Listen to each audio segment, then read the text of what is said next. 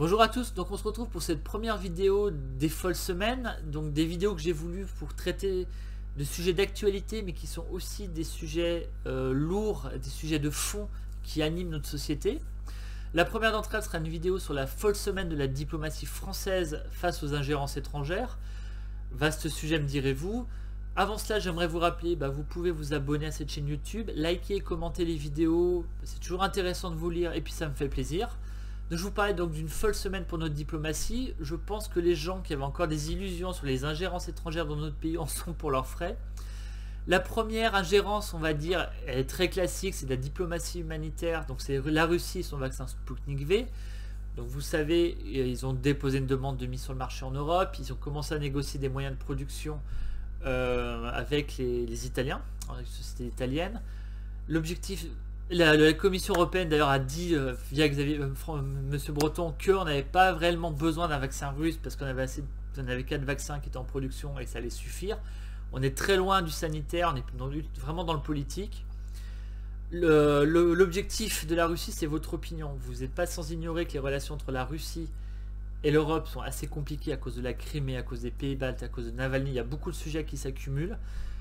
Eux, ce qui les intéresse, c'est l'opinion positive que les Européens peuvent avoir de l'action de la Russie, parce que c'est une gêne pour les gouvernements européens quand ils ont justement un conflit à régler avec la Russie, parce que les opinions publiques, elles disent oui, mais les Russes nous ont aidés, compagnie. Vous voyez, c'est ce genre de discours que les Russes cherchent à avoir.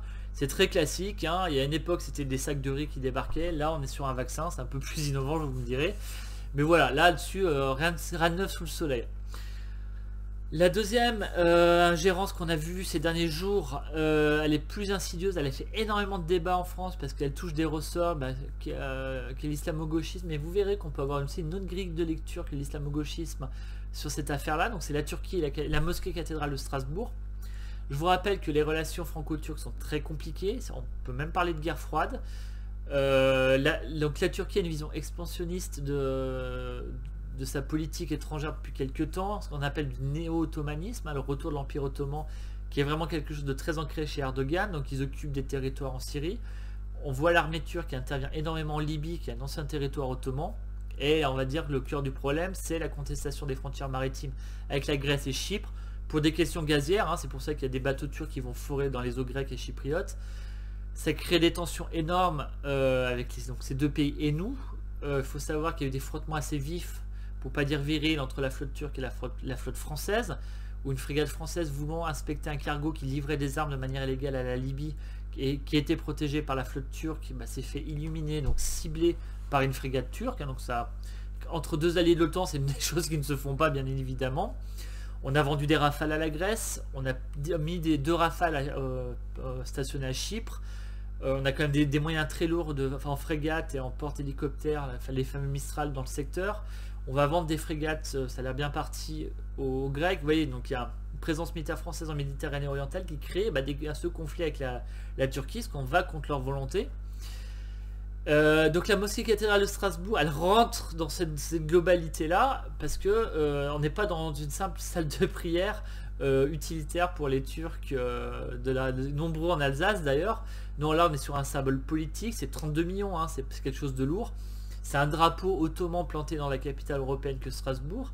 Et c'est aussi un outil de contrôle de la communauté. Et c'est là où c'est intéressant de regarder comment ils utilisent ça. La communauté turque, il faut savoir, pour l'AKP d'Erdogan, donc son parti, c'est très important parce que c'est une source de voix fidèle à chaque élection nationale. Donc ça, c'est d'où sa volonté de la couconner, on va dire, pour pas dire la cornaquer. Vous avez des sections de l'AKP qui sont très présentes au sein de la communauté, qui font la chasse aux opposants d'ailleurs.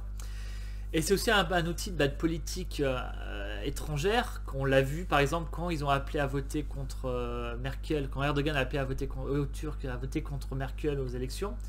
On l'a vu par exemple de manière beaucoup plus agressive, même dans un outil de répression étatique, on pourrait dire, quand les Lougri, donc ces Turcs d'extrême droite, sont intervenus contre les Arméniens qui manifestaient en France, à Dessine ou à Vienne, dans d'autres endroits en France, dans le cadre du conflit entre l'Azerbaïdjan, soutenu par la Turquie, et l'Arménie. Donc vous voyez, c'était quand même là une ingérence très lourde qui a vraiment interpellé. Et il faut savoir que l'islam est un outil identitaire très important pour la Turquie, pour éviter l'assimilation des communautés turques, qui est le principal ennemi justement ce cornaquage et de cet outil politique pour Erdogan. C'est un Turc assimilé, il a peut-être plus envie d'obéir à Ankara, et il a peut-être aussi une vision de la démocratie qui est différente et peut voter pour les opposants de l'AKP. Donc on est là-dessus. Donc les imams fonctionnaires qui sont envoyés passent le bon message. Il y a vraiment ce cornaquage de la communauté turque qui est très présent, c'est vraiment très fermé. Et la mosquée cathédrale rentrait là-dedans. Moi je suis très étonné de voir les écologistes, et je vous disais que c'est là où il y a une autre grille de lecture que ce fameux islamo-gauchisme qui certainement les anime, mais là ils vont quand même aider un nationalisme qui a une influence sur une communauté, qui oppresse une communauté sur notre territoire, qui va contre nos intérêts, contre les intérêts de l'Europe aussi. C'est quand même étonnant de voir les écologistes aller là-dedans. Après, bon, on sait que les Turcs, comme je vous disais, ils ont tendance à voter comme on leur dit de voter. Hein, on l'a vu avec du moins une partie des Turcs. Peut-être que c'est ça qui a intéressé les écologistes, c'est plus du simple électoralisme. Voilà, donc vous voyez qu'au doigt de l'islamo-gauchisme, on peut avoir une grille de lecture qui est aussi intéressante et qui est encore plus étonnante de voir les écologistes se prendre les pieds dans un tapis qui va contre ce qu'on pensait d'être leur idéologie. Ils sont très surprenants, d'ailleurs, je pense que même des fois se surprennent. Voilà. Et la troisième ingérence, c'est celle de la Chine, alors qui est pas piqué des hannetons, parce que on va dire que la petite étincelle, ça a été ce fameux tweet de l'ambassade de Chine qui traite de petites frappes un chercheur français, Antoine Bondaz, qui parle de Taïwan, des Ouïghours, tout ça. Donc ça illustre à merveille la nouvelle manière de faire de la diplomatie des Chinois, hein, celle des loups combattants, qui est de la contestation très féroce de toute opposition au discours chinois. Ils cherchent à imposer leur vision du monde. C'est un nouvel impérialisme qui est né en Chine. C'est un impérialisme qui crée des tensions énormes sur la question de Taïwan, qui est pour une province rebelle. Les Américains commencent à dire qu'il faut s'attendre à une guerre dans les 5-6 années à venir contre ce pays-là. Hein. Donc c'est quand même quelque chose qui est assez compliqué. L'Europe a proclamé des sanctions contre des officiels chinois sur la question ouïghour, donc sur le génocide ouïghour, on peut le dire, parce qu'ils appellent ça des camps de réhabilitation au travail. En termes Khmer Rouge, on sait ce que ça a donné. Il y a eu des contre-sanctions chinoises qui ont agacé, et ce tweet a un peu miné une étincelle, et on va dire que l'apothéose, ça a été la réponse de l'ambassade de Chine qui répond par Twitter. Son excellence, l'agenda de son excellence ne me permet pas de répondre à la convocation du Quai d'Orsay. Il ira demain expliquer aux Français, en gros, les sanctions chinoises. Donc là, ça s'appelle une grosse baffe en termes diplomatiques. On n'est vraiment pas dans la diplomatie classique et on va dire policée qui se fait normalement. Mais bon, ça a toujours été un peu compliqué avec la Chine. Il y a des ressorts qui sont très anciens. Vous savez, c'est un empire qui a été très haut, qui a été très bas, qui veut remonter. Hein, voilà, c'est un peu un nouvel impérialisme. Ils sont dit un nationalisme qui est très fort, une fierté qui est très forte. Il y a une histoire qui est au cœur de la problématique, on va dire, qui est aussi un point intéressant. Vous la connaissez, hein, c'est l'histoire du palais d'été. Donc c'est durant les guerres de l'opium, fin 19e, les Européens pratiquaient ce qu'on appelle la diplomatie lacanonière, c'est-à-dire pour ouvrir le protectionnisme chinois au marché européen. On envoyait des bateaux, des militaires pour forcer, et c'est là qu'on a obtenu les comptoirs d'Hong Kong, Macao et compagnie, Tsingtao. Et le conflit a lieu, une ambassade part au palais impérial pour négocier des traités commerciaux. Il y a des Français et des Anglais, ils sont arrêtés, torturés, il y a beaucoup de morts, ça crée un émoi énorme en Europe. Un corps expéditionnaire franco-anglais part sur le palais d'été, donc qui est le Versailles chinois, vraiment d'une toute beauté, hein, d'un point de vue architectural c'est magnifique. Il est pillé, incendié, il y a beaucoup d'ailleurs d'objets qui se retrouvent en France, et c'est là où on rentre dans la diplomatie qui explique un peu cette volonté de renaissance chinoise, qui essaie de racheter absolument les objets, dès qu'ils sont mis en vente sur les marchés européens, des objets venant de ce palais. Et on l'avait vu dans la collection Berger, avec ces fameuses têtes de bronze d'une fontaine, où les Chinois avaient voulu le racheter, et Berger avait dit non, je ne le revendrai pas, sauf si Dalai Lama peut revenir en Chine. Vous voyez, donc il y avait de la politique là-dedans, les Chinois ont refusé. Finalement, c'est une société française de luxe qui les a achetés et leur a offert pour contourner la chose. Mais vous voyez, donc ils sont sur des symboles, des choses très anciennes. Il faut pas traiter la Chine juste avec le communisme et les dernières années. Il faut vraiment avoir une vision longue. Et ça a été un empire très expansionniste, très agressif.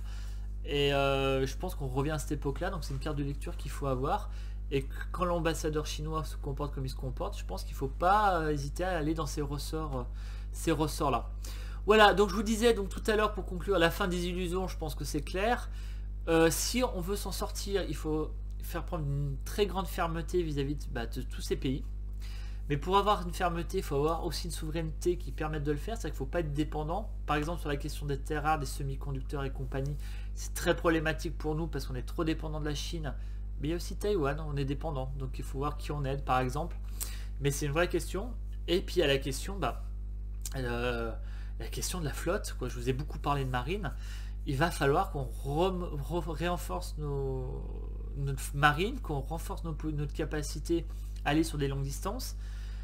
Je vous dis, il y a cette histoire du sous-marin français qui a navigué en mer de Chine, enfin dans les eaux revendiquées par la Chine. On l'a annoncé le 13 mars, ils ne nous avaient pas vus, c'est peut-être pour ça qu'ils sont restés silencieux. Je pense que ça a dû un peu agacer, d'où les réponses un peu vives qu'on a eues en France ces derniers temps.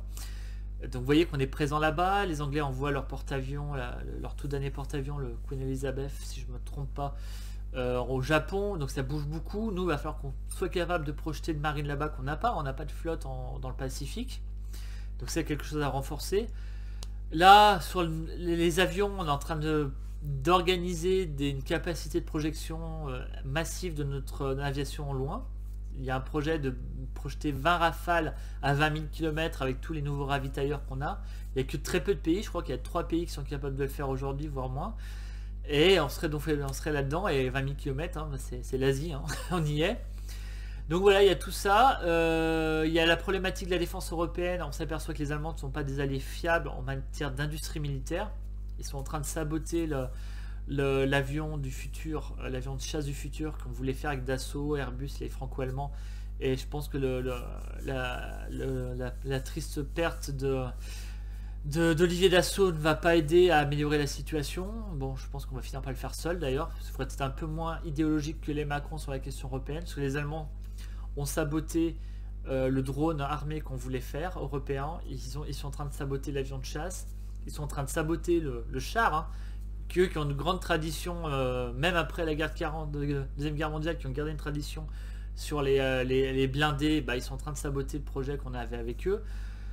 Je crois qu'à un moment, il va falloir regarder les choses en face. Eux, ce qui compte, c'est le bouclier américain. Et en gros, l'armement, la souveraineté, l'autonomie militaire européenne, ils l'ont pas. Donc, il faudra peut-être que la France trouve d'autres alliés pour créer des armes, parce qu'on va avoir besoin de nouveaux bateaux, on va avoir besoin de nouveaux avions et de nouveaux moyens militaires. Je vous parle beaucoup d'armées, mais bon, je crois que l'avenir, il est sur une capacité de défense. Les Chinois, ils ont une flotte qui est maintenant plus grande que celle des Américains. Donc eux, ils font des bateaux, ils font pas ça pour aller faire de la parade, hein. Donc il faut en être conscient.